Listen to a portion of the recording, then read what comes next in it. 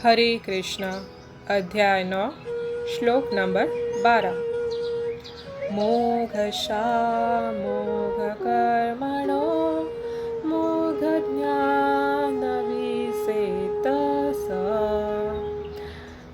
राक्षसे मसूरिं चैव प्रकृतिं मोहिनीं श्रिता।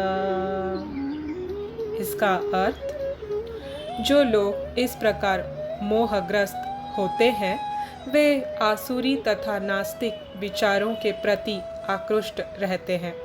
इस मोहग्रस्त अवस्था में उनकी मुक्ति आशा, उनके सकाम कर्म तथा ज्ञान का अनुशीलन सभी निष्फल हो जाते हैं।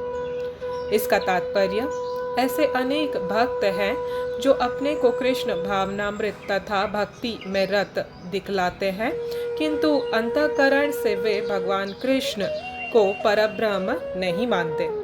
ऐसे लोगों को कभी भी भक्ति फल भगवत धाम गमन प्राप्त नहीं होता। इसी प्रकार जो पुण्य कर्मों में लगे रहकर अंततोगत्वा इस भवबंधन से मुक्त होना चाहते हैं, वे भी सफल नहीं हो पाते, क्योंकि वे कृष्ण का उपहास करते हैं।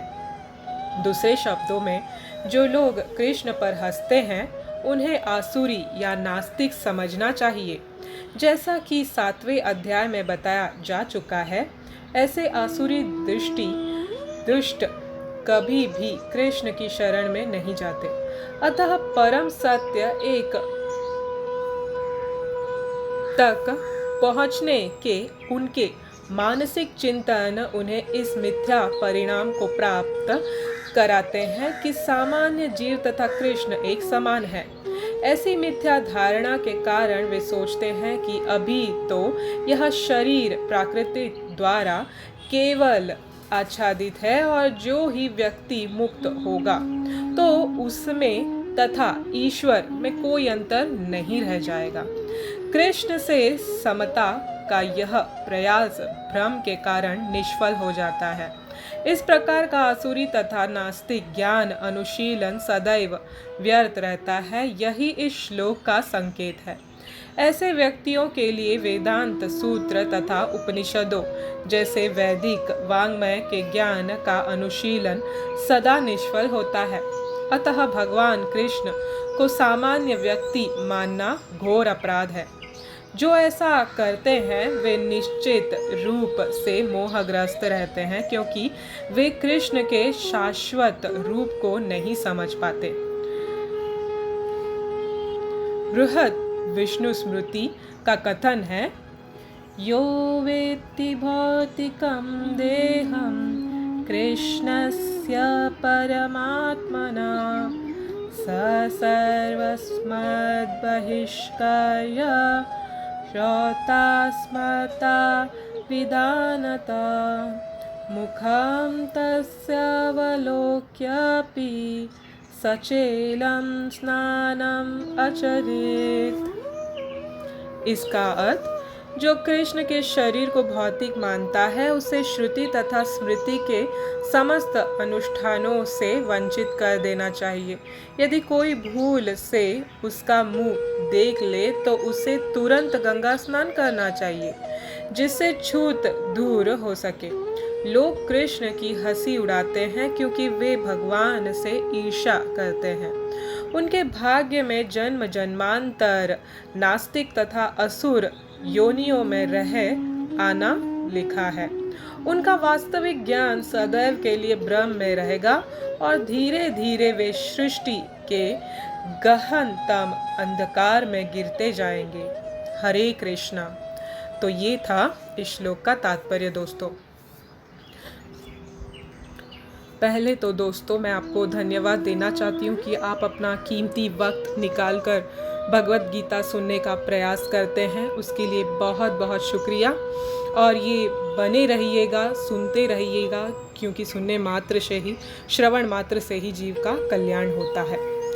तो आइए अब समझने की कोशिश करते हैं इस 12वें श्लोक को, जो 11वें श्लोक के साथ इंटरकनेक्टेड है। अब 11वें श्लोक में भगवान कृष्ण हमें बताते हैं कि भगवान जब इस भूमि पर आते हैं मानवीय रूप में, तो ऐसे कई लोग होते हैं जो भगवान को तिरस्कार करते हैं, उनका उपहास करते हैं, उनका कहना नहीं मानते हैं। वो क्या कहलाते हैं? वो मूढ़ कहलाते हैं, मूढ़ जन कहलाते हैं, फूल्स। तो यहाँ पे इस श्लोक में भगवान बताते हैं उनकी क्या गति होती है ऐसे लोगों की, क्या उनका डेस्टिनी है, क्या उनका फेट है। ये दुरात्मा जो भगवान को भगवान नहीं समझते हैं और सामान्य मानव समझते हैं, वो क्या होते हैं? वो मोहग्रस्त अवस्था में होने के कारण मुक्ति आशा से हट जाते हैं।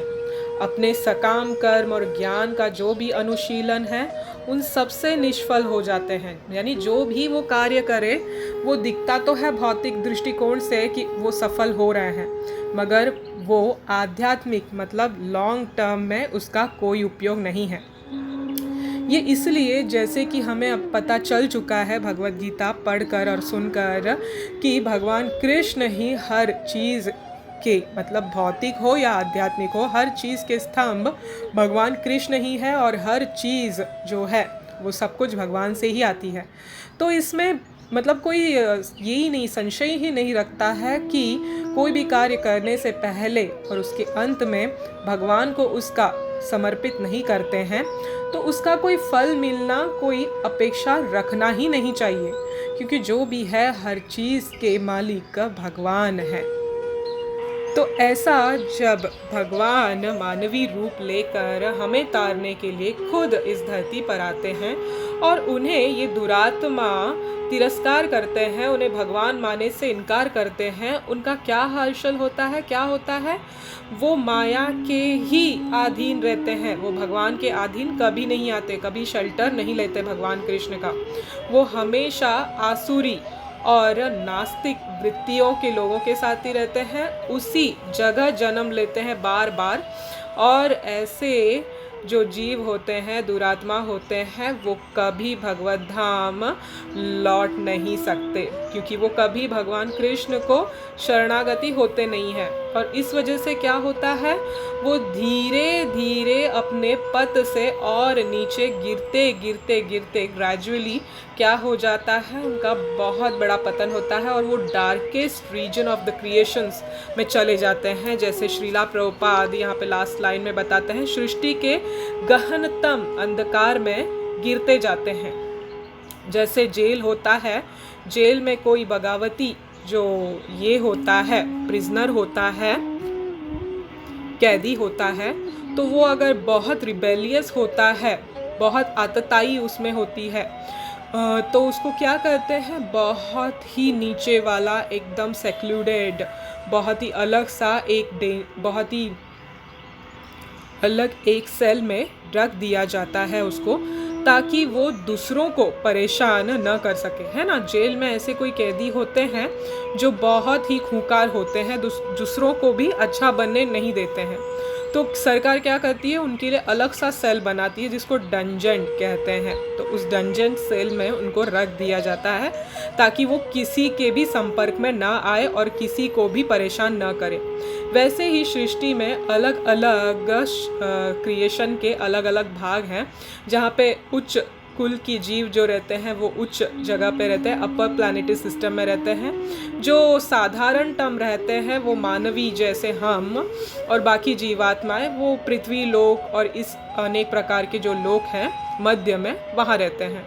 और जो उससे भी जो मतलब जो सुनते नहीं हैं, जो धार्मिक क्रियाओं में बिलीफ नहीं रखते हैं, उनको क्या कर दिया जाता है? लोअर प्लैनेटरी सिस्टम जो है हमारी 14 प्लैनेटरी सिस्टम में, वहाँ पे उनको डाल दिया जाता है।